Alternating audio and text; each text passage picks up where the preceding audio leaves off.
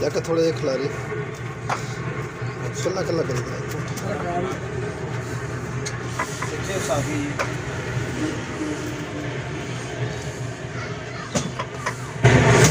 ये हमारे पास जो